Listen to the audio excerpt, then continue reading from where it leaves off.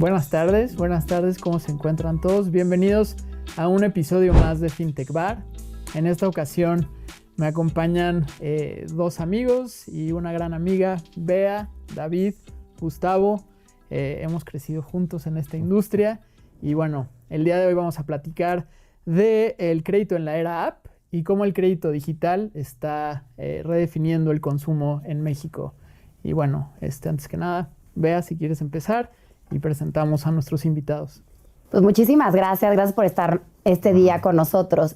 Y un poquito hablando, David, Gus, nos encantaría conocerlos. Realmente, ¿qué los mueve? ¿No? O sea, estamos en una industria, ustedes vienen muchos años construyendo todo este nuevo ecosistema, ¿no? Hemos visto una evolución del usuario donde antes pues no estábamos acostumbrados a, te voy a dar un financiamiento en una respuesta de un mes, es perfecto, ¿no? Una semana, y ahora ya es un tema de inmediato. ¿Cómo ustedes nos podrían platicar quiénes son ustedes? ¿Cuál es su propósito? ¿Qué les mueve? ¿Por qué están en esta industria? ¿Y por qué hoy están poniendo todo el corazón para poder construir este nuevo México? Bueno, pues muchas gracias, Bea. Gracias, Fran, por la invitación. Roberto, que no está por acá. Y a FinTech Bar por ahora sí que juntarnos y platicar de estos temas súper interesantes. La verdad que, a ver, nos conocemos ya de hace algunos añitos. Sí. Creo que se podría decir casi una década. Y hemos visto realmente, sí, ya estamos un poco grandecitos. Pero bueno, creo que la experiencia espero que dé algo de frutos, ¿no? A ver, el propósito yo te diría, este tema de educación e inclusión financiera hasta podría sonar un poquito trillado. Todo el mundo lo dice, todo el mundo habla. El tema importante yo creo que es qué estamos haciendo realmente que impacte al usuario final, ¿no? A mí me da mucha emoción ver todo lo que está pasando en el ecosistema ahorita, ya, digamos, esa transición de fintechs o FIPOs, bancos o inclusive otras empresas de tecnología financiera, cómo realmente están buscando el crear esa diferencia con los usuarios. Realmente ahorita hablamos de real-time everything, ¿no? O sea, real-time payments, real-time lending, y el usuario, independientemente de la generación que sea, Z, Millennial, X, pues ya dice, no, a ver, lo quiero ahorita, ¿no? Y nosotros como empresas de tecnología financiera o SOFOMES o la entidad legal que nosotros usemos, estamos buscando cómo darle ese servicio. Pero realmente más allá, estamos dando un servicio responsablemente, ¿no? Porque la idea no es nada más otorgar el crédito o darle lo que pide el cliente, sino realmente cómo podemos hacer que el cliente acceda a un producto, el que sea, pero que realmente sea lo que necesito, lo va a sacar de un apuro o realmente le podemos construir su historial crediticio, ¿no? Yo por ahí empezaría y el propósito es ver cómo metemos a más gentes al sistema o los que ya están, darles mejores servicios, ¿no? Un poco como apertura. Me encanta, Gus. A ver, David, ¿tú cómo lo complementarías? Pues es que estoy completamente de acuerdo con Gus. Esa ha sido la misión de Tala, del cual yo soy director general aquí en México desde el día 1, ¿no? Y es lo que me apasiona mucho de estar en este sector. Cómo realmente darle un servicio a una población tan grande, no solo en México, sino en todo el mundo, que realmente necesita este tipo de productos. Sin embargo, históricamente ha sido muy desatendida, ¿no? Y lo sabemos, por muchísimas razones, cuestiones de pues, trabajo informal, no tengo historial crediticio. Sí tengo historial crediticio, pero pues tuve un momento en la vida donde no me fue tan bien, entonces no pude pagar, muchísimas cosas, ¿no? Sin embargo, en las últimas décadas, pues con el mundo digital, con nuevas tecnologías que han abierto muchísimos canales, ¿no? Para poder darle servicio a este segmento que pues, realmente es el motor de la economía, ¿no? Es la mayoría de las personas que están trabajando todos los días y que tienen muchas dificultades, ¿no? Muchos de ellos viven el día a día, pero además de eso, pues no tienen esas herramientas que los pueden ayudar, ¿no? Entonces, con esto, el mundo digital que ya está en todos lados, ya no hay de otra, ¿no?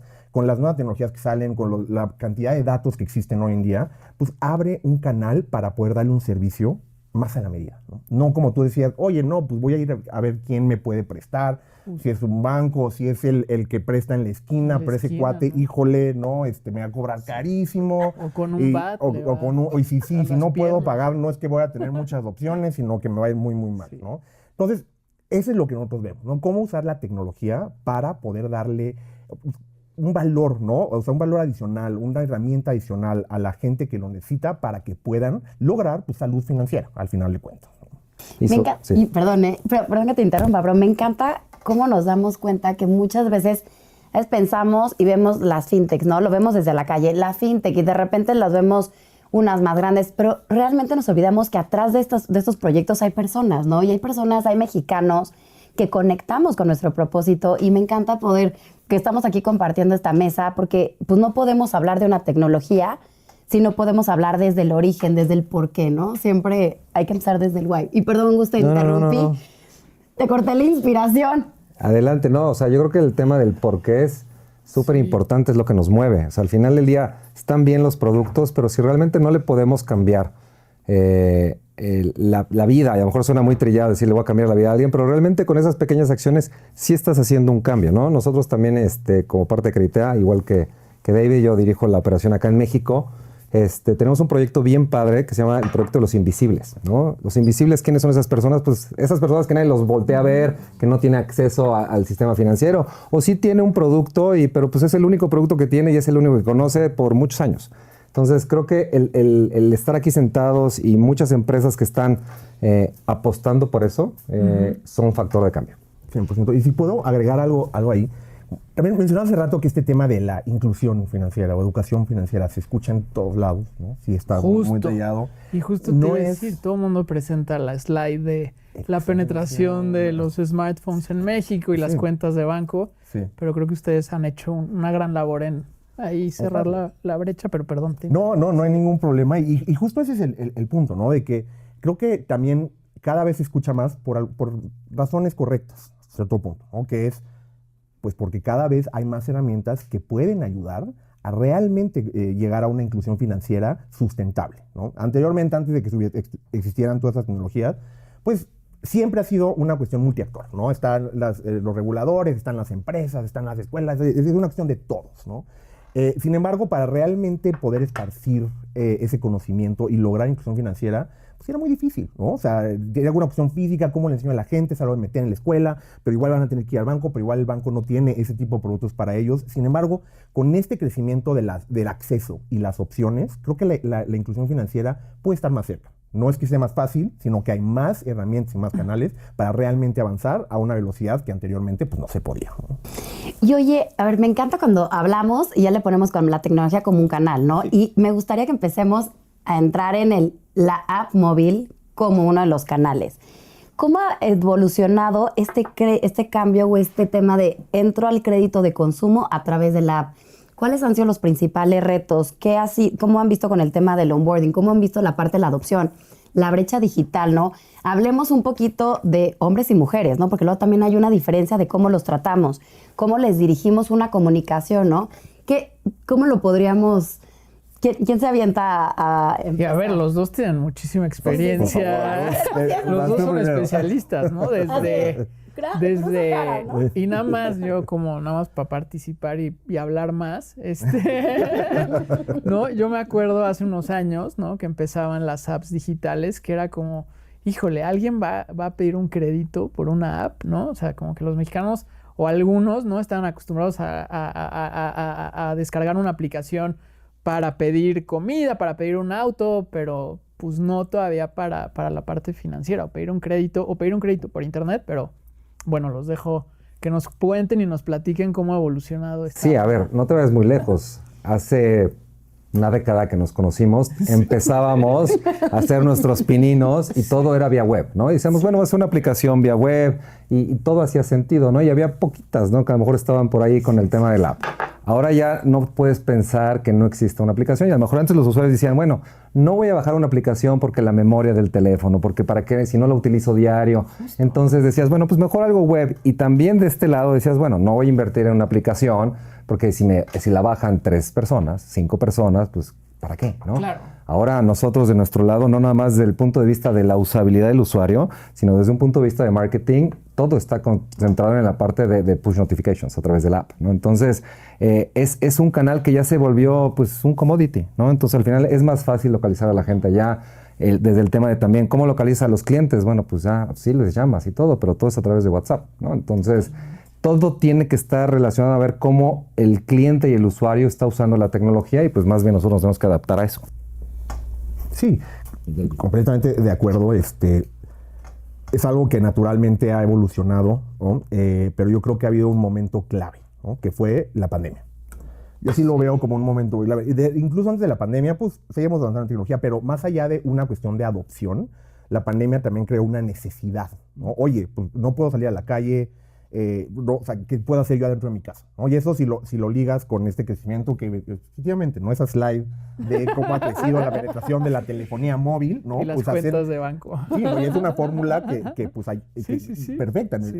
Entonces, Que con ahí esa también, necesidad... perdóname, Ajá. ojalá y algún día hubiera también una reforma por parte del regulador de inclusión financiera para poder abrir y aperturar más cuentas y que pues podamos mover dinero no a través del sistema financiero, pero bueno, eso sería otro episodio más para FinTech Pues Bar. es una buena idea, yo creo que se debe de apuntar. Sí. Entonces, con la pandemia empieza a incrementar muchísimo la adopción, ¿no? Muchas veces por esa necesidad. Y además de eso, pues con la telefonía móvil presente, las apps son algo lógico, ¿no? Porque también te dan acceso a conocer a una persona de una manera distinta que los modelos tradicionales, ¿no? Por llamarlo de una manera. Y más en el segmento al que nosotros atendemos, que sí son gente que pues, hay mucha variabilidad financiera y no financiera en su vida, ¿no? O sea, a lo mejor ingresos variables, a lo mejor tienen un problema, no tienen de dónde sacar ese tipo de dinero, ¿no? Entonces, realmente poder conocer por medio del uso del celular a las personas de una manera de cómo están hoy en día, eso también ha sido clave, ¿no? Y ya más adelante hay mucho que hacer, pero creo que esas piezas que se han alineado de cierta manera, para bien o para mal, han hecho que las soluciones por medio de apps o mobile web, ¿no? Incluso, pues sí tengan un impacto mayor. Todavía hace falta un gran camino en cuestión de adopción, ¿no? No solamente en cuestión del uso del celular, pero también culturalmente. Sin embargo, pues por eso anteriormente decía que hoy en día sí se puede ver un camino más claro hacia la inclusión financiera que pues hace una década o dos, ¿no? Oye, Dave, y una pregunta redondeando sobre ese punto que acabas de mencionar, ¿no? De que puedes conocer un poquito mejor, ¿no? Entonces ahí lo podemos lograr un poquito con la parte de la experiencia de usuario, pero también data y comportamiento, ¿no? Ahorita, si nosotros empezamos a ver un poquito el universo de la data y lo podemos como categorizar en 3 grandes rubros, podríamos hablar de lo que es la data financiera, lo que es la data de servicios o lo que le llamamos la data gubernamental, la data alternativa, Smart Data, y también tenemos la data de las Big Techs, ¿no? Google, Amazon, Facebook y Apple. En el momento que estamos hablando de la app y que ustedes que están viendo esta parte de estos proyectos, ¿no? ¿Cómo le llego a una persona? Y me fascina que hayas hablado del tema de los invisibles, ¿no? ¿Cómo esas personas que no están acostumbradas a utilizar estas herramientas, qué son las cosas que ustedes están pensando desde ese diseño? Y digo, no es que nos sueltes ahorita la receta de la Coca-Cola, pero sí, nos encantaría. ¿Cómo es que ustedes, qué tipo de datos se fijan para poder tomar, para poder entender y para poder leer y entender mejor en el momento que le pongan una solución hiperpersonalizada al cliente diga, ¡ah! Sí me conocen, sí me siento identificado y entonces me enganche? ¿Cómo le hacen? ¿Qué es lo que agarran de base? ¿Yo? Ok, bueno, yo empiezo. A ver, yo creo que el visualizar, el poder hacer el análisis de riesgo desde un punto de vista simplemente del historial crediticio de una persona ya es historia, ¿no? O sea, sí es importante, está la data ahí, vamos a utilizarla, dentro de la parte de los modelos es importante, pero la parte de data alternativa ya cobró una gran relevancia, como tú dices, la parte de Big Techs, cómo la gente está comprando en la parte de e-commerce. Nosotros que tenemos un producto de Buy Now, Pay Later, pues tenemos que tener la decisión en minutos, porque el cliente está o en la fila en la tienda o está en el e-commerce tratando de comprar lo que sea, está en el carrito de compra, en el checkout, y tienes que hacer esa decisión ya, ¿no? Entonces, no hay otra forma más que ver o cómo navega, ¿no? Si es un caso de una aplicación web o a través de cierta información de la app, ¿no? Es un poco desde el punto de vista de, oye, esta persona, ¿qué tan frecuente usa ciertas aplicaciones? Son puntitos, son data points que, digamos, cada financiera va utilizando para poder tener un espectro mucho más amplio y no tan cuadrado, ¿no? Y decir, pues mira, ¿sabes qué? Pues no has pagado tu crédito en los últimos 2 meses y tienes un score de tanto, no te puedo prestar, ¿no? Entonces, esa parte como que ya está cambiando y el usuario también se da cuenta, y sobre todo lo que decía David, la parte de la pandemia, pues la gente le perdió un poquito el miedo, o mucho el miedo, ¿no? Sí. Ahora estamos entre otras cosas como la parte de inteligencia artificial, deepfakes y ese tipo de cosas que, bueno, también tanto el usuario se tiene que cuidar y nosotros también, porque hay un tema cañón de la parte de suplantación de identidad, no solamente para el usuario, sino también para las entidades financieras. Sí, no, también completamente de acuerdo. Como si todo va a estar de acuerdo, yo creo que hacemos cosas muy similares. Yo creo que sí, todo se puede reducir a un tema de comportamiento, no de nuestra visión. ¿A qué me refiero con un tema de comportamiento? En este tipo de productos, en este segmento, es más difícil poder lograr entender la capacidad financiera, los ingresos de una persona, ¿no? Pero también es muy valioso poder entender qué es lo que hacen, cómo lo hacen, cómo se mueven en su vida de día a día, ¿no? La clave que nosotros vemos es cómo puedes tú tener la información, la mínima información, pero adecuada, para tú poder darle una identidad a esta persona, ¿no? Puede ser que no tenga un comprobante de ingresos, puede ser que pague todo en efectivo, puede ser que tiene un apuesto de tacos en la esquina, entonces no está registrado ante el SAT, no pueden ser muchísimas cosas. Pero el comportamiento te puede decir mucho. Y eso es uno de los retos, ¿no? También, no sé, de su lado, los retos de este tipo de productos es cómo podemos nosotros empezar a calificar a las personas desde el minuto 1, ¿no? De una manera más clara, ¿no? Con este comportamiento es la solución. Sin embargo, muchas veces lo que resulta de eso es un crédito en base a su comportamiento con el cual puede ir creciendo, ¿no? Pero tal vez en ese momento no es suficiente para ellos, ¿no? Entonces, te digo que hay mucho por avanzar en ese sentido. Sin embargo, la cuestión de comportamiento es clave, ¿no? Porque toda la data que existe hoy en día, o sea, en tu celular, de lo que haces en internet, ¿no? O sea, pues sí te habla mucho una persona al día de hoy. Ya es muy más inmediato, como empezamos, ¿no? Todo es rápido, inmediato. Y esa información inmediata, cómo la traduces en una identidad crediticia por una persona, es clave, ¿no? Entonces, no es cuestión de ver nada más ciertos datos, es realmente estar viendo constantemente qué puedo hacer, o datos que a lo mejor ya tienes, pero cómo les puedo yo agregar más valor para que me den una diferencia, o a mí y a mis clientes, ¿no? Perdón, termina. No, y ahí justo es como cuando hablamos, por ejemplo, cuando hablamos como personas, siempre estamos hablando típico, 21 días para que agarres un nuevo hábito, ¿no? Ponte a meditar todos los días, tómate tu vasito de agua con limón, etcétera. ¿Cómo en este tema de la experiencia de usuario y cuando están diseñando esta app, dices, a ver, yo analicé tu comportamiento histórico con un universo de datos, ¿no? Parte de datos, como tú dices, que son invisibles.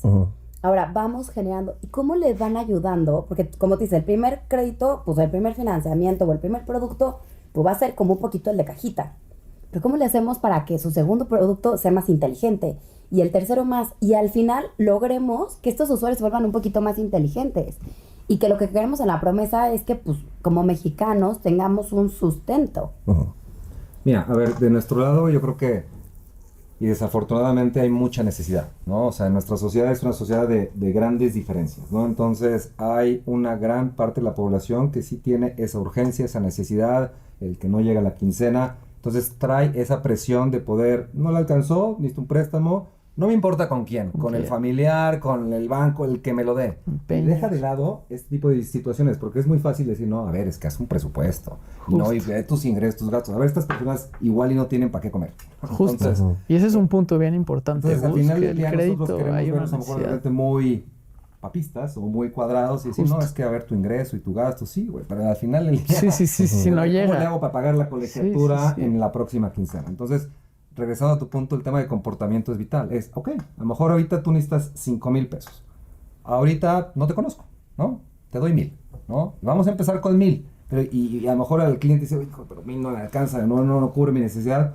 Pero dependiendo del comportamiento del pago, de cómo va utilizando su propia app, nosotros lo vamos pudiendo conocer más y podemos irlo llevando, ¿no? Tenemos historias de éxito que empezaron con una línea de crédito de 5,000 pesos y después de 7, 8 meses ya tienen 35,000 pesos. Y posiblemente a lo mejor no ganan los 35,000 pesos. Sí, pero o esa proporción bancaria, ¿no? No 2-1 o 3-1. No, pero el señor, la señora me ha pagado bien. Y regresando a la parte de equidad de género, ¿no? Y sí, lo vemos. Las mujeres realmente sí pagan mejor que los hombres, ¿no? Eso al final es un hecho. Totalmente, ¿no? Y sabes que a mí me encanta eso, porque siento que es la evolución del crédito al consumo, ¿no? El cómo lo hacemos. Muchos clientes llegan a esto por esa necesidad de la cual hablas. Positiva o negativa, a lo mejor puede ser o positiva porque me está yendo muy bien en mi negocito, necesito más dinero para comprar más inventario. Negativa, pues necesito comprar medicinas, lo que sea. Pero sí, o sea, todo el tiempo pues están viendo cómo le puedo hacer, ¿no? Creo que la evolución, desde mi punto de vista, es justo eso. No es necesariamente créditos solamente para emergencias, ¿no? Ahí es donde muchos empiezan. Sin embargo, si tú puedes darte cuenta de la existencia de este tipo de productos, ¿no?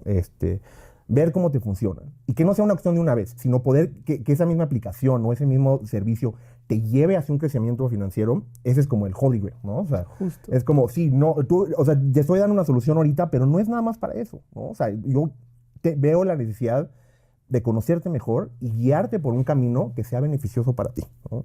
No es una cuestión de sobreendeudar a la gente, ¿no? De estarle financiando, no, o sea, no tienes que usar un producto financiero todo el tiempo, ¿no? Pero sí entenderlo y ver cómo puedes ir creciendo de la mano con él, ¿no? Y en la brecha de género se ve muy, muy claramente, ¿no? Y creo que esa es una diferencia también que hemos hablado en Tala recientemente, que pues sí, o sea, es muy claro que los hombres es más probable que les den un crédito que una mujer, ¿no? Sin embargo... ¿En México, en Las, México también. o en el mundo? El mundo. Okay. En el mundo suele ser así, pero en México sí pasa, ¿no? Pero es muy impresionante porque es completamente ilógico, ¿no? Desde el principio de toda la teoría, ¿no? de microcréditos, ¿no? Mohamed Yunus, ¿no? La idea de crédito grupal, ¿no? Que era también pues como ya de la parte física, pero entre esas nuevas tecnologías, por alguna razón era mucho más contundente o mucho mejores resultados cuando era un grupo de mujeres que un grupo de hombres, ¿no? Sin embargo, sigue viendo ese bias, ¿no? Esa cuestión de por qué a las mujeres les prestan menos. No debería ser. Es una cuestión cultural, una cuestión de, no, pues las mujeres a lo mejor no tienen el mismo nivel de ingresos, la que también es una realidad, por lo tanto tienen menor historial crediticio. Hay muchas razones, pero en cuestión de comportamiento, ¿no? Que regreso a ese tema, las mujeres son mucho más responsables, ¿no? O sea, sí usan el crédito para cuestiones pues más productivas, ¿no? Y sin embargo, eso es algo que la data nos dice, pero si no usas data de alguna manera, pues no lo ves, ¿no? Te fijas como, ¿sabes qué? Yo históricamente, o estos datos me dicen históricamente los hombres pagan mejor, o sea, le doy más crédito a hombres que mujeres. No, eso ya no me sirve. Es hoy cómo te estás comportando, ¿no? Y eso, pues, la intención es que cierre un poquito más esa brecha de género. Y en tal así lo vemos. Nosotros estamos 50-50, no hay una diferencia para nada significativa entre hombres y mujeres. Y un tema más, lo vimos también en la pandemia. Otra vez regresando a la pandemia, que fue un momento clave, ¿no? Todos nos marcó la pandemia. Nos marcó, pero es que sí, y la cada vez me doy más cuenta de la pandemia. Sí, es como, yo hay cosas de antes de la pandemia que digo, ¿cómo hacía eso? ¿No? O sea, ¿cómo iban Sí. todos los días. Es otro tema. Pero no sé si se acuerdan de las nenis en la pandemia, ¿no? Que nuestros cálculos fueron que más o menos un par de años después de la pandemia había 5.2 millones de nenis, ¿no? Que nenis, para los que no saben, son mujeres emprendedoras que a causa de a lo mejor una pérdida de empleo o complementar el ingreso de su casa, pues se pusieron a vender cosas muchas veces por internet, ¿no? Zapatos, maquillaje, ¿no? Pero para complementar, ¿no? Para tener ese ingreso adicional. Eso creció de una manera de locura. Si mal no recuerdo, revisen las cifras por favor, pero en los últimos 10 años, ¿no? Bajó el porcentaje de mujeres que usaban un producto financiero, ¿no? De algo del 65 al 62%, algo por el estilo. Después de la pandemia, en 2022, eso subió a 75%. Te digo, hay que revisar los datos, pero al final de cuentas sí se vio bajón, y con la pandemia una subida muy grande de mujeres que usan productos financieros. Entonces también es un poco más de evidencia, ¿no? Esta necesidad, tengo que vender cosas por internet. Bueno, están esas opciones, las voy a adoptar mucho más rápido porque veo cómo me sirve, ¿no? Entonces, eso es una falacia muy grande, ¿no? Y creo que lo que hacemos nosotros, creo que hacia donde va el sector, sí tiene un punto muy importante de cómo reducir a lo más que se pueda esa brecha de género. Y luego te llegan esas historias bonitas, que yo le llamo bonitas, porque a lo mejor luego estás muy enfocado, pero bueno, si llega este usuario a través de tu área de Customer Experience y dices, a ver, hay esta historia de esta mujer emprendedora y te cuento cómo pagan las mujeres o las mamás solteras, ¿no? Que al final del día tienen un compromiso, tienen hijos y hay que sacar a la familia adelante, y que dicen, no, pues ya lleva tanto tiempo con nosotros, está pagando bien, y ha ido creciendo su línea de crédito, y dices, no, es que al final del día yo utilizo este dinero para comprar mis productos de venta por catálogo, compro y después yo gano un pequeño margen, pago mi mercancía y vuelvo así. Entonces, es una manera de financiamiento. Y luego a lo mejor si no te acercas a la gente, no sabes cómo realmente están utilizando tu producto, y eso te motiva como para seguir diciendo, bueno, sí estamos de alguna forma contribuyendo, aunque sea con una semillita, a que cierto segmento de la población, y en este caso mujeres, puedan tener o resolver parte de sus problemas. Sí, a ver, obviamente a mí me mueve mucho este tema de mujeres. Me mueve mucho en el sentido porque también es ¿cómo hacemos visibles a las invisibles, no? 40% de las mujeres tienen cuenta bancaria propia, 60% invisibles para el ecosistema. Veamos también qué cositas pasan, ¿no? Una brecha digital. ¿Por qué? Por una falta de confianza, ¿no? Falta de confianza, es decir, híjole, me da miedo. No, ¿qué tal se van a robar mis datos? No típico, ¿no? Así, no voy a poner mi tarjeta de crédito en un e-commerce porque me lo van a clonar, ¿no? Pero que sí puede pasar, pero bueno. Sí, digo, ahorita parece un tema de fraude y esa es harina de otro costal, ¿no? Pero, ¿cómo vamos construyendo toda esta confianza, no? Esta historia de decir, ¿cómo van creciendo? ¿Cómo van evolucionando? ¿Cómo tomaron el primer financiamiento que era más sencillo? Y ahora, y me encantó esta frase que nos pusieron donde la confianza no se construye en sucursales, se construye en las interfaces. ¡Pum! User experience. Sí. Está cañón. Sí, ¿eh? Está cañón. Sí. No, y a ver, o sea, no sé si escucharon esta historia, ¿no? De un banco que una persona de cierta edad tenía que ir al banco a certificar. O sea, increíble decir, a ver, ya hablé con todo mundo, por WhatsApp, por correo. No hay otra forma y se tiene que presentar en la sucursal. O la discriminación bancaria, que sigue habiendo discriminación bancaria. Eso es grandísimo, ¿no? Nosotros hemos ¿no? escuchado de clientes que dicen, oye, yo llevo trabajando con este banco 15 años, ¿no? 20 años si quieres, pero cada vez que yo voy con mi asesor, o eso es como si le fuera la primera vez. O sea, no hay nada, no tengo ningún tipo de relación con este banco, ¿no? Y eso también ha causado mucho esa cuestión de la falta de confianza a las instituciones financieras, ¿no? Entonces, siguiendo con ese tema un poco, estos canales, ¿no? Que ya usamos, entendemos de mejor manera, pues ayudan a eso. Sin embargo, todavía hace falta construir confianza por canales digitales, porque a diferencia de los bancos, que son pues instituciones, ya sabes, muy reguladas, no te tratan como deberían, ¿no? Sí, no te tratan, no les importa tanto, pero bueno, al final de cuentas son una institución legalmente establecida, ¿no? Sí, pero en los canales digitales, pues puede haber jugadores que no son realmente los mejores, ¿no? No, y en ese tema, o sea, está este caso de los famosos montadeudas, ¿no? O narcofintechs. Sí, entonces, obviamente, dices, bueno, el lavado de dinero ahí está, y el usuario tiene que investigar y tiene que hacer su tarea y todo, y al final del día, bueno, por lo menos en tu caso y el mío, pues empresas establecidas con un respaldo, pero la realidad no es así, ¿no? Entonces también que el cliente sepa que, bueno, es digital y hay ciertas bondades, pero que también vea quién está atrás, cuánto tiempo lleva, tienen oficinas o no, y eso también que le vaya generando confianza. Y hablando del punto de vista del producto, interfaces, pues sí, a ver, la tecnología ahí está, ¿no? O sea, yo creo que todos podemos llegar a cierto nivel de tecnología y poder atender esa necesidad de todo rápido, con seguridad y que me resuelva el problema, pero también dónde ponemos nosotros la experiencia del cliente, ¿no? Porque al final ahí es donde viene la diferenciación de ese trato personalizado. Es, bueno, pues llevo 5 meses con Tala, pero al final del día, bueno, tengo un correo, un mensaje en mi cumpleaños, o sea, están ahí, me cuidan, y eso yo creo que es un poco el diferenciador. Y a mí me gustaría preguntar, y redondando sobre ese punto, es ¿cómo generas esa confianza en este branding, no? O sea, uno de los principales problemas es, a ver, desde asociación podemos estructurar y generar la parte, empujar el tema de la regulación, construirla a la mano con las autoridades. Del lado de las empresas nos queda el construir soluciones claras, que sean fáciles de entender, que sean intuitivas, que podamos llevar muy bien a los usuarios. Pero, ¿cómo podríamos, o sea, cómo nos dirían ustedes que les ha costado, o sea, que llevan construyendo esto, ¿no? Y que cuesta, ¿no? O sea, porque cuesta es mucha prueba y error.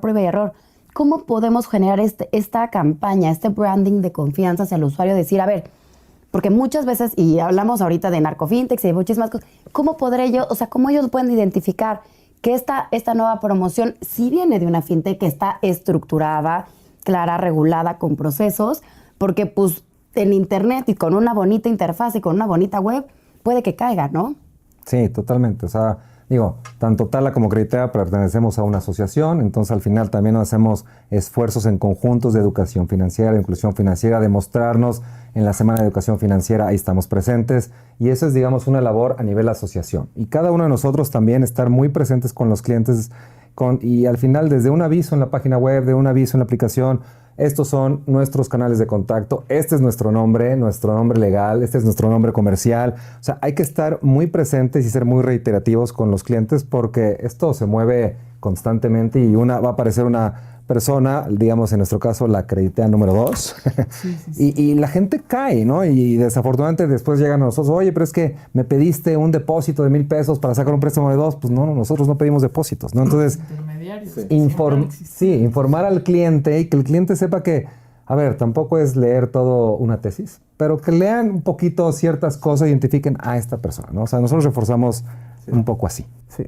Sí, y yo también creo que es nuestra responsabilidad, ¿no? Dado lo que hacemos como empresas, de mantener informados a los usuarios, trabajar entre nosotros, con la asociación, con las autoridades, con todos, ¿no? Se pueda para que la gente pueda entender qué es lo que sí se puede hacer y qué no se puede hacer. Y esto es específicamente en cuestiones de estos de los que llamamos como copycats, ¿no? Que usan el nombre de mala manera o te llega un WhatsApp y te dice como, oye, te puedo ayudar a que sí pase, deposítame algo, deposítame esta cuenta, ¿no? O sea, esa es una cuestión súper importante, pero al mismo tiempo, ¿cómo generamos la confianza de nosotros? Nosotros somos los buenos, ¿no? Y en ambas partes yo creo que se reducen a que los usuarios sepan quién eres y hablen de ti bien. O sea, al final de cuentas, en nuestros segmentos, que la gente te ponga buenas reseñas, que hable bien de ti, ahí es como se hace ese efecto más de cadena, ¿no? En el cual, pues, la gente empieza a entender, esta es la buena, esta, pues, quién sabe, no he oído de ella, pero pues me voy a ir por este lado, ¿no? Pero realmente esa cercanía con los usuarios y que el servicio que tú les das los lleve a pues, tener más word of mouth, ¿no? Que hablen con más personas, que les digan, estos son buenos, que se dediquen el tiempo a escribir una reseña, ¿no? Ya sea en la página de las aplicaciones o si no en Facebook o donde sea, ¿no? Eso es muy importante, ¿no? Entonces todo lo que hacemos realmente es para que los usuarios lo sepan y puedan comunicarlo, porque es un tema muy complejo, ¿no? O sea, al final de cuentas, nosotros trabajamos en negocios de cohorts de mucho volumen, ¿no? O sea, es cuestión de volumen. Entonces, realmente usar a ese volumen de usuarios que tú tienes para pues poder informar a la comunidad de que cuáles son los buenos y cuáles son los malos, pues es muy importante. También, mucho trabajo por hacer ahí, ¿no? La tecnología como evoluciona rapidísimamente, siempre sale algo nuevo, igual estamos tratando de ir, pero tenemos que hacerlo, ¿no? O sea, creo que es nuestra responsabilidad. Y la tecnología no te exime de estar cerca del usuario. O sea, tienes que estar ahí. O sea, puedes tú automatizar todo lo que tú quieras, usar la inteligencia artificial, pero si no estás cerca del usuario, por el método que sea, no es el camino correcto. Entonces, sí, aprendemos mucho, hacemos nuestro mejor esfuerzo, ¿no? Y yo creo que al final del día es poder estar muy atentos a las necesidades de los clientes. Y me encanta porque al final es cómo protegemos al usuario, ¿no? O sea, cómo lo capto, cómo le doy confianza, cómo primero lo analizo a través de su comportamiento. Después, cómo a través de mi aplicación como en este tema de gamifying, cómo lo vamos llevando de la manita hacia el siguiente producto. Y al final, cómo lo protejo y qué es lo que nos sostiene la parte de la seguridad. La seguridad que nos lo da la parte de la regulación. Ahorita vamos a entrar en un tema un poquito más álgido, que es la ley FinTech y toda la regulación que tenemos ahorita. Hemos visto, pues salió la ley FinTech, viene mucha promesa, faltan regulaciones secundarias. Ustedes, ya sí, desde su postura como creadores como que estamos creando este nuevo ecosistema, ¿no? Estamos creando esta nueva realidad. ¿Qué creen que haga falta? ¿Qué les gustaría ver? ¿Qué les gustaría a ustedes llamar a las autoridades a que pudieran sentir? Porque muchas veces se discute pues poblaciones bancarizadas, poblaciones, y se habla, ¿no? Vamos a hablar de los mitos, que las fintechs y los bancos van por el mismo tipo de cliente, que casi no hay un tema de innovación, ¿no? Eso es obviamente desde la parte negativa. Pero ¿qué necesitarían ustedes o qué dirían que nos hace falta en materia de regulación? Pero una materia de regulación en tema, por ejemplo, política pública, que realmente toque al usuario. ¿Qué les ha faltado a lo largo del desarrollo de toda esta solución y que hoy el marco que hoy tenemos no nos brinda total seguridad o no nos deja como que unas reglas claras para poder jugar, innovar y seguir protegiendo? Sí, a ver, creo que se ha hablado mucho del piso parejo, ¿no? O sea, a ver, si entramos con esta ley FinTech, ¿qué modalidades tiene la ley FinTech? ¿Contra quién va a competir la ley FinTech? Y hablamos que si competimos, que si colaboramos. Y al final creo que el tema es hacer esas preguntas. Decir, oye, ¿por qué crees que, digamos, se autorizaron 80 y pico, ¿no? empresas y cuántas de estas ya se migraron o están buscando otro tipo de licencia? ¿Por qué será? ¿No? O qué tan limitante es, ¿no? O el tema, digamos, del capital requerido. Entonces, creo que fue una gran iniciativa, ¿no? Y creo que punta de lanza a nivel mundial pero creo que nos rebasaron por la derecha otros países, ¿no? O sea, creo que al final este tema de las regulaciones secundarias, bueno, ¿cuánto tiempo llevamos con el tema de Open Banking? Que todos sabemos que si se puede implementar de una manera correcta, segura, colaborativa, ya podemos entrar en temas de pues, que si los bancos están cómodos o no están cómodos, pero bueno, al final del día creo que si se implementa bien puede tener un gran beneficio, pero ahí está en stand-by. O sea, yo creo que diría un poco más de agilidad y tener a los actores, no nada más a los actores que están, digamos, tratando de innovar o dar un producto o servicio financiero, sino también el usuario, ¿no? ¿Qué se beneficiaría el usuario si implementáramos esto? Y creo que tenemos distintos benchmarks a nivel mundial que podríamos, deja tú copiar, ¿no? O sea, tomar ciertas cosas para poder regresar a México a esa punta de lanza que tuvimos cuando se lanzó. No, me encanta. Y en el tema, estrictamente hablando, en el tema del crédito, o sea, como crédito digital, o sea, ¿cómo lo ven? Pues mira, eso es algo que pues, no fue realmente parte de la ley FinTech, ¿no? El tema de Open Banking, eso sí lo incluía, pero no existió una regulación para el tema de crédito. Fue un enfoque más en criptomoneda, en Open Banking, ¿no? En cuestión de las IFPs. Y ahí, desde mi punto de vista, incluso, o sea, se tiene que hacer de una manera distinta, ¿no? La regulación para este nuevo tipo de servicios. La ley FinTech de 2007 sí fue un parteaguas. Y no se le dio seguimiento, así es. Estas leyes secundarias, todo lo que faltó, estoy completamente de acuerdo. Sin embargo, yo me pongo a pensar, imagínate que si hubiera pasado inmediatamente después las leyes secundarias, ¿seguirían siendo válidas hoy en día? Posiblemente, ¿no? Hay muchas cosas que van cambiando y eso siempre pasa cuando estás en un pico de avance en la tecnología. Bueno, ahorita cada vez más rápido, entonces ya quién sabe qué venga después, pero con todo el tema de inteligencia artificial, entonces todo lo que está pasando en cuestión de tecnología, esas regulaciones necesitan ir avanzando a un paso bastante acelerado. Y para eso es entender cuál es la parte que se necesita regular, cómo lo regulo para proteger a los usuarios, porque al final de cuentas es todo sobre cómo se protegen los usuarios y cómo avanzar en ese sentido. Es un gran sueño, ¿no? O sea, que las autoridades puedan ir a ese ritmo, que puedan estar viendo qué es lo que está saliendo, qué es lo que está cambiando y cómo eso puede ayudar a la gente o qué necesito hacer para ayudar a la gente que votó por mí, ¿no? Al final de cuentas. Entonces es un tema bastante difícil, ¿no? Hay algo que sí, en mi opinión, en cuestión de crédito específicamente, si nosotros podemos empezar a regular de mejor manera quién puede dar crédito, quién no, cómo se ven, cómo se necesitan anunciar, ¿no? O sea, conocer mejor a quiénes son los que están ofreciendo ese servicio. Y también una cuestión de cómo se puede usar la data, ¿no? Que existe hoy en día, como relacionado con el tema de Open Banking, de buena manera y las mejores prácticas. Esos son dos temas que siento que sí podrían impulsar. Pero al final de cuentas se tiene que ir actualizando constantemente, ¿no? Y sobre todo, a ver, yo creo que desde mi punto de vista, creo que no está el marco bien establecido para hacer toda esa protección de data. O sea, sí la podemos utilizar, pero realmente estamos protegiendo al usuario, o el usuario se puede ir con su data a cualquier institución financiera y que le puedan abrir cualquier producto que necesite. Yo creo que no estamos ahí. Entonces, para poder que se dé eso, pues tiene que haber como que todo este ecosistema de infraestructura para que esa data se pueda compartir con un nivel de confianza mucho más alto de parte del usuario y que también las instituciones digan, ok, bueno, yo tengo una ventaja competitiva, o con este tema de Open APIs, que también, bueno, pues a lo mejor tengo una fintech que me puede sumar valor yo, institución financiera. Creo que falta eso, ¿no? Y otro ejemplo clarísimo es el sandbox regulatorio, ¿no? O sea, grandes ideas, grandes cosas que han pasado por el sandbox y después Ahí sí quedaron. ¿cómo se ejecuta? ¿Cómo pasa cómo es el go-to-market, no? Sí, no pasó a la fase 2. Entonces, o sea, No dio nada del sandbox. entonces ahí está, ¿no? Entonces me tocó ver, hay un par de proyectos interesantes y después dicen, bueno, ya gané, ¿no? Gané mi premio, mi billetote así grandote. Y después, Sí, ahí ¿qué onda? sí ¿Cómo, qué hacemos? Sí, algo que me sorprende mucho, nada más agregando a eso, es en el mundo de las aplicaciones de crédito, hay muchos que no tienen ningún tipo de historial, no hay ningún tipo de contacto, no dicen absolutamente nada, no es una aplicación que tú bajaste, ¿no? De alguna manera pueden generar una capacidad de, o ya sea mandar o recibir, o sea, mandar y recibir, o muchas de ellas nada más recibir dinero, ¿no? Estando fuera completamente del país, ¿no? Incluso sin tener o sea, eso es difícil de entender y eso es una cuestión que también ha generado pues, muchos de estos malos actores, ¿no? Entonces, esa cuestión de cómo podemos, o se pueden generar esas leyes que ayuden a la gente a entender quiénes son reales, quienes no, importante también, ¿no? Y me encanta, a ver, déjame te lo voy a hacer a ti ahorita comparado contra, porque Crediteo está en otros países. Uh-huh.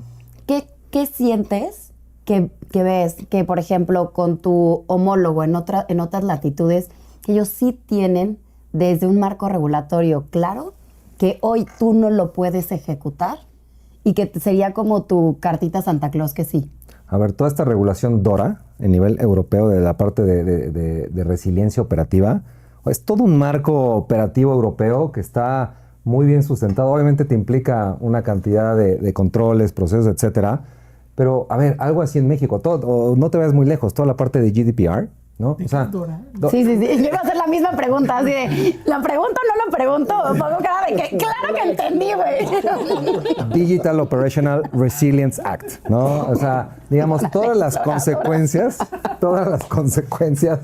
operativas en una institución financiera por temas digitales, de ciberseguridad, etcétera. O sea, ¿qué tiene que hacer uno? Bueno, pero bueno, regresémonos un poquito a algo más conocido, GDPR. A ver, el INAI está con, ¿cómo se llama? Con oxígeno, ya totalmente fuera, ¿no? Del lugar. Quién sabe quién vaya a tomar el tema de protección de datos. Entonces, ¿contra eso qué haces? ¿No? Contra una regulación europea súper robusta que dices, no, a ver, protección de datos. Y eso cada vez se va reforzando más y aquí en México, bueno, pues se va relajando más o igual iba a desaparecer. Oye, me encanta que lo hayas puesto. Entonces, nos quedamos un poquito contigo con lo de DORA, ¿no? Que es un marco de datos. A mí me encantaría preguntarte, a ver, tenemos diferentes tipos de herramientas para onboarding, ¿no? O sea, yo pienso en una identidad digital, etcétera. ¿Cuál crees tú que de todas las herramientas que hoy tenemos, que hay un medio, marco regulatorio, cuál crees que sería, o sea, si nosotros tuviéramos diferentes monedas de cambio, decíamos, a ver, de todas, ¿cuál escogerías que para ti sería la más importante o la que tendría mayor efecto? Buena pregunta, ¿eh? Yo no sé si lo puedo decir a una, ¿no? Pero si lo tuviera que hacer, tal vez sí es la cuestión de uso de datos personales, ¿no? Eso a mí se me hace como una parte clave, ¿no? Que puede ayudar mucho o perjudicar al cliente si no se hace de buena manera. Entonces, muchas veces la tendencia en cuestión de regulación, en cuestión de cambios, es cierra las puertas, ¿no? Y para prevenir que algo malo pase, ¿no? O sea, para prevenir que haya un daño para los usuarios. Yo lo que creo es que no debe ser así, ¿no? O sea, debe tomar más la perspectiva de, ok, hay cosas que pueden dañar a los usuarios, pero hay cosas que los pueden beneficiar de una manera que antes no existía, ¿no? Pues cómo llegar a ese balance entre proteger a los usuarios, pero que también tengan la decisión de poder compartir información que puede beneficiarles, creo que ese es un tema muy, muy, muy importante, ¿no? En cuestión del UX. Ahora, eso en cuestión del onboarding, ¿no? Que pues, se puede hacer. Eso, si lo ligas hoy en día con la inteligencia artificial, ¿no? Creo que vamos por un camino que es también hacia donde creo que todos queremos llegar, que es cómo seguir personalizando el crédito, ¿no? O sea, cómo darle... Hablamos de la democratización del crédito, sí, y muchas veces empiezas como dando productos muy estandarizados, luego vas haciendo como diferentes tipos de segmentos y cómo eso, pero el día de mañana con la información correcta y la inteligencia artificial correcta, que puedas tener un crédito que realmente sea hecho a tu medida, tus necesidades particulares, no de este segmento, sino las tuyas, eso es algo que pues, la visión a futuro, ¿no? Sí, dos palabras. Hipersegmentación y la otra que va muy de mano con la parte de personalización y todo lo que tenga que ver con real time. Real time, hipersegmentación, para mí creo que son las dos cosas que van a ir marcando tendencia y obviamente está todo pegado a la parte de AI y todo lo que ya sabemos. No, platíquenos un poco quiénes son sus clientes, ¿no? ¿Quién está detrás de estas aplicaciones? ¿Quién está pidiendo el crédito? ¿Realmente para quién funcionan estas soluciones, ¿no? Esta inclusión y esta labor que están haciendo. Comentabas que son volúmenes muy, muy grandes. Yo sé que tienen muchísimos clientes también. Gus atienden a muchísimas personas. Pero ¿quiénes son, no? O sea, si nos pudieran platicar un poquito de esos clientes de Creditea, de Tala. Claro. ¿Quiénes son? Mira, en Tala, nosotros la definición que le damos es la mayoría global. Okay. Nosotros en Tala, o sea, México, Filipinas y Kenia, y le llamamos la mayoría global, que es más de 4,000 millones de personas, que no necesariamente son parte de la base de la pirámide, ¿no? Y que muchas veces tienen que recurrir a programas sociales, ¿no? O más asistenciales para poder, no sé, seguir creciendo. Y tampoco están muy arriba de la base que tiene más sofisticación financiera, claro. Ya usan productos y están buscando algo digital que les funcione mejor. Es todo ese cacho enorme en medio, ¿no? O sea, que no solo en México, pero alrededor del mundo, pues nosotros estimamos son más de 4,000 millones de personas, como dije. Y esos son los que nosotros estamos servir. Son aquellos que de cuentas, algunos o muchos de ellos pueden tener acceso a ciertos productos, muchos de ellos informales, algunos formales, pero no los usan de una manera beneficiosa, ¿no? Y es algo, por ejemplo, toda la gente que para que les paguen su quincena, tienen que tener una cuenta bancaria, pero cada quincena pues tú vas a un banco y ves una cola. Gente que nada más lo único que necesita es, bueno, yo saco mi dinero y ya con eso estoy, ¿no? Sí. Y también es aquella gente que ni siquiera ha podido acceder a ese tipo de servicios, ¿no? Y un buen ejemplo es, por ejemplo, el sector informal, ¿no? Que es si mal no recuerdo, 55% de los empleos en el país son parte del sector informal. Y por definición, si tú eres parte del sector informal, pues no vas a tener acceso a muchas cosas que otros sí, ¿no? Entonces nosotros venimos como ese segmento, ¿no? Ese segmento, mucha gente que necesita productos que le hagan sentido a ellos y no tenerse, o sea, aunque sea el primero, pero que les hagan sentido y no tener que ellos adaptarse a lo que existe y lo que pueden conseguir, que muchas veces pues no es lo mejor, ¿no? En el caso de Creditea, bueno, tenemos tres productos, ¿no? Una línea de crédito revolvente que, a diferencia de Tala, a lo mejor ese producto está más enfocado a personas que ya tienen, ¿no?, acceso a servicios financieros, ya tienen una cuenta bancaria, pero posiblemente no están contentos con los servicios o no tienen toda la gama, digamos, de productos financieros, vamos a llamarle la banca tradicional, ¿no? Entonces son aquellas personas que están buscando tener más flexibilidad, que tengan una línea de crédito revolvente que les pueda ir ayudando a decir, yo me voy a ir mostrando y a lo mejor tengo una línea chiquita e ir creciendo, ¿no? Y que ese producto les pueda abrir las puertas para un producto mucho más, digamos, de mayor nivel en el sentido de a lo mejor una hipoteca, un préstamo de auto. Entonces tenemos ese segmento que es el producto que llevamos más de 9 años con él. Y tenemos otro producto muy similar al segmento de Tala, donde son aquellas personas que sí están luchando como para poder tener acceso a esos servicios financieros y también, digamos, un préstamo de menor cuantía, y estamos tratando de que, bueno, que no se vuelva un tema nada más de necesidad, de urgencia, pero que realmente vayan teniendo a alguien que los vaya acompañando en este camino financiero. Y por último, el tema del e-commerce, ¿no? O sea, aquellas personas que quieran comprar en e-commerce, pues tienen un producto de financiamiento en punto de venta, el Buy Now Pay Later. Oye, yo tengo aquí una duda y me acuerdo de un panel que tuvimos justo de cuando fue el evento de FinTech Bar, que hablábamos de la diferencia o del reto de repente ser una institución financiera que nace monoproducto, sí, y que queremos avanzar a ser multiproducto, ¿no? Y que a veces es desde tengo que hacer un cambio de una licencia, tengo que hacer una estructura, por ejemplo, si yo tengo una IFPE, entonces quiero dar un financiamiento, entonces necesito una SOFOM, entonces vamos jugando con diferentes figuras. ¿Cuál creen que sea el principal reto o cuando dicen, o más bien, desde el lado de negocio, cuáles son los puntos medulares para decir, sí, con todo este reto, con todo este business case, sí me aviento, no me aviento? ¿Cuáles son esos milestones? Y un poquito desde su rol como dirección, desde su rol como en ese roadmap guidance y decir, tengo ya el cliente cautivo, ¿qué hago? ¿Me diversifico o me cierro? A ver, en nuestro caso era claro el movimiento. No puedes quedarte en un monoproducto cuando estás viendo todo lo que está pasando en el mercado, ¿no? O sea, claro, llegan jugadores internacionales con unas soluciones ya digitales, digamos, de distintos con productos de nómina, préstamos personales, tarjetas de crédito. Entonces, al final para nosotros el movimiento era natural, ¿no? O sea, realmente si yo no le ofrecía algo más al cliente que estaba buscando, pues iba a ir con alguien más, ¿no? Entonces, yo creo que el tema clave es ¿cómo construiste tu tech stack desde el inicio para ver qué tan fácil va a ser? Ok, bueno, ahora yo tenía esto, ahora quiero otro, pero a ver, tengo que rehacer toda mi infraestructura, entonces va a ser muy difícil, ¿no? Entonces yo creo que eso es clave y sobre todo ser abierto de decir, bueno, pues tengo que dar este producto y a lo mejor tengo que hacer algunos ajustes, tengo que cambiar, a lo mejor pierdes un poquito de agilidad, pero con la mira de estar haciendo el cambio correcto, ¿no? Desde nuestro lado. Sí. Pues más o menos muy similar, ¿no? Yo lo que agregaría es realmente entender cuál es la necesidad de tu cliente, ¿no? ¿Necesita algo más? ¿No necesita algo más? Si sí necesita, ¿qué es?, ¿no?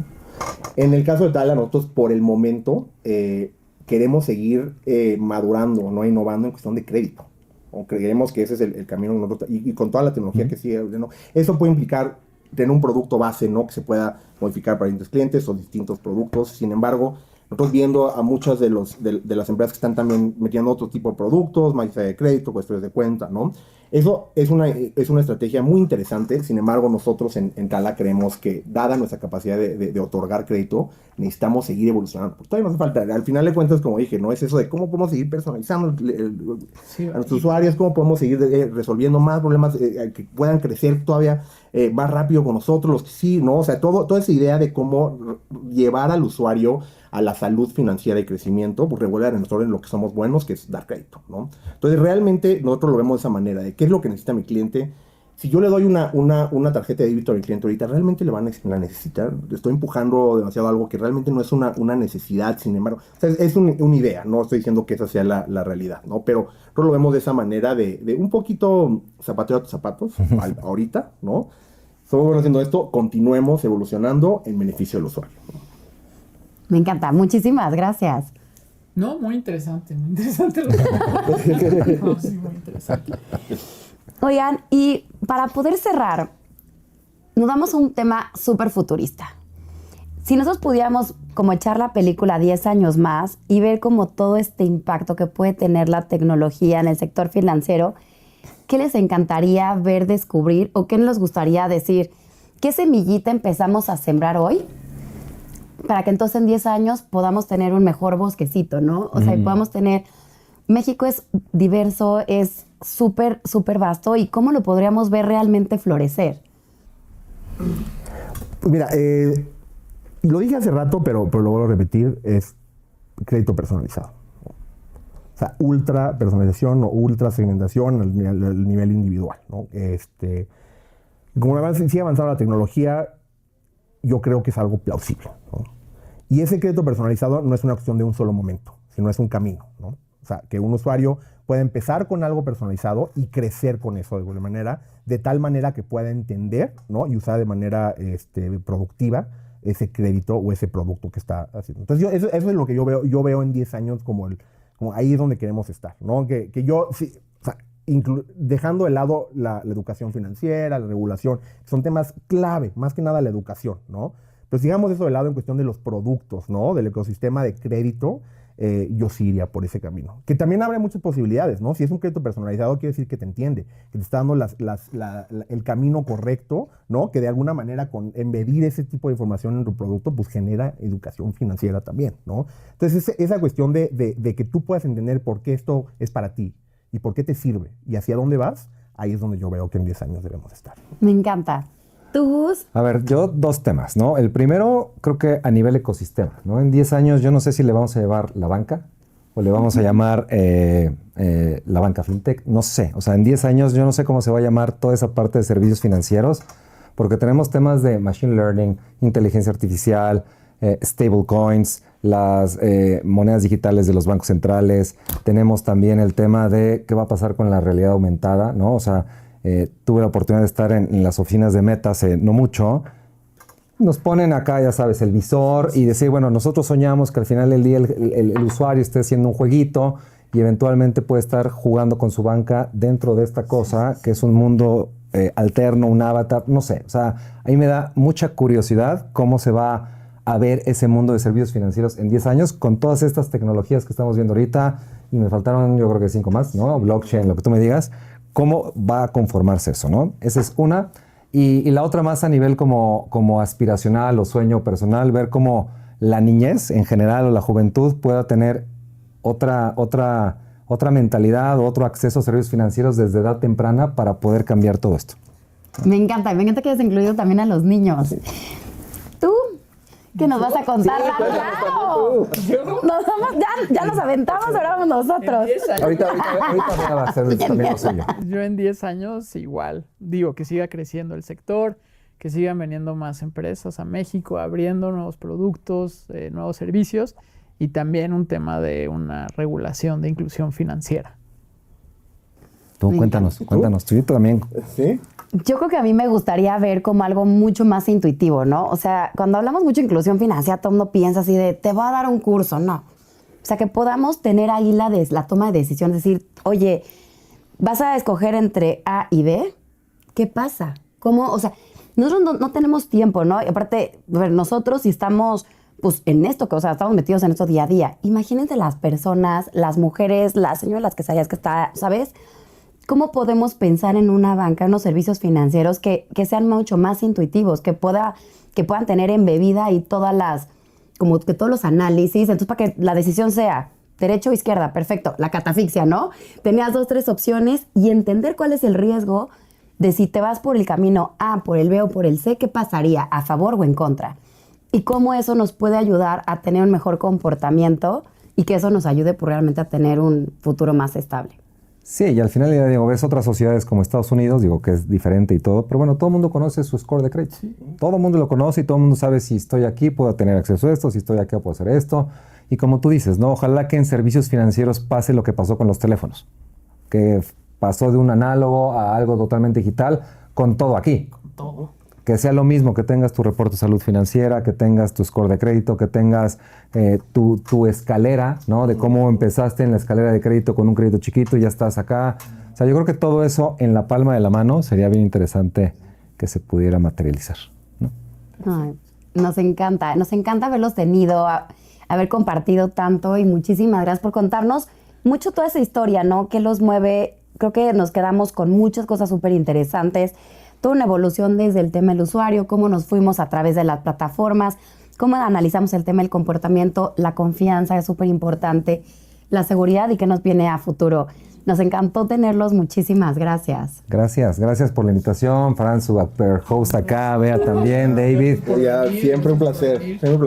Y no se olviden de Dora, porfa. No, voy a hacer mi tareita, Exploren a Dora, por favor.